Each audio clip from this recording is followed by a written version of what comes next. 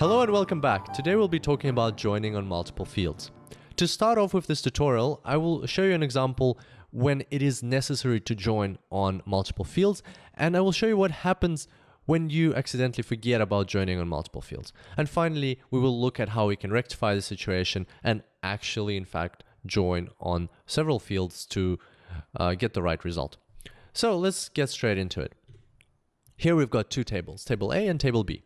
Table A lists the orders that were conducted in our two stores, which are North and South. As you can see, we had two orders in the North store, order number 1 and order number 2. And in the South store, we had only order number 1. And also it lists the customers, Mike, Jack, and Susan. Table B lists the itemized description of those orders. So we've also got the store location, we've got the order number, and we've got the item within that order and the sale made on that item. So here you can see right away that order number 1 in the Northern store had 2 items sold, a laptop and a mouse. Order number 2 had 1 item, which was the monitor, and order number 1 in the Southern store had only 1 item, which was a camera. So now we want to connect the two tables, and basically what we're after is we want to see how the sales that were made for each of the customers, the total sales for each of the customers. So visually you can see right away how that works, but let's see how we can do it through joins. So if we were to go ahead and do a left join, so basically we want to attach the table on the right to the table on the left, and if we were to just do a normal left join using one field, we would try to join on order number. So here, if we want to match order number in the left table to the right table, it'll look something like this. Order number 1 will be matched to order number 1 in the first row of the right table, in the second row, and in the fourth row. And as we can see, that's already incorrect because we're matching order number 1 from the Northern store to order number 1 from the Southern store via this third match. But let's see what happens further down. So now order number 2 from the Northern store will be matched to order number 2. That's because there's only one order number 2 in both of those tables.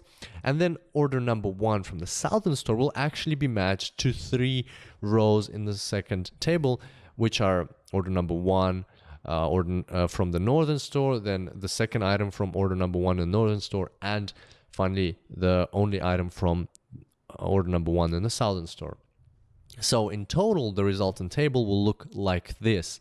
We will have 3 rows for North order number 1, 1 row for North order number 2, and 3 rows for South order number 1. And as you can see, this is a mistake. There's an error because this highly inflates our sales. It looks like we've sold 2 laptops, it looks like we've sold 2 mice and 2 cameras, whereas in fact that's not true. So joining on a single field here can lead to incorrect results. So let's see how we can fix that. What we need to do, and this you can see naturally from these tables, is we have to include information about the store in our join. So we know that the order numbers are unique for each store, and so therefore if we include the store in our join, then we will avoid this whole problem. So let's see how that works. On the top left here, circled in red, you can see that we're joining on order number from table A equals order number from table B, and store from table A equals store from table B. Let's see how this works in fact. Here we've got the North order number 1 being matched to 2 rows in the second table. So North order number 1, which is the laptop, and North order number 1, which is the mouse. And that's correct. Next, order number 2 from the Northern store is matched to only 1 row in the second table, which is the monitor for the Northern order number 2, which is also correct. And finally, the Southern number 1 order is matched to only 1 row in the second table because there's only 1 row that contains both the word South and the number 1 for the order, and that is the camera for that Susan bought. So now if we perform that join, then the final resulting table will look like this.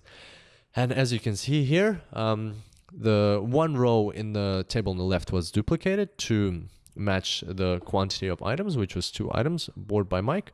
And so in total, you can see that this time we've got the correct result we can also assess how much each customer has bought, and there are no mistakes because of an incorrect join. So that was a good example of how to use joins on multiple fields, and more importantly, why you need to do that in certain cases to avoid errors. I hope you enjoyed today's tutorial, and I look forward to seeing you next time.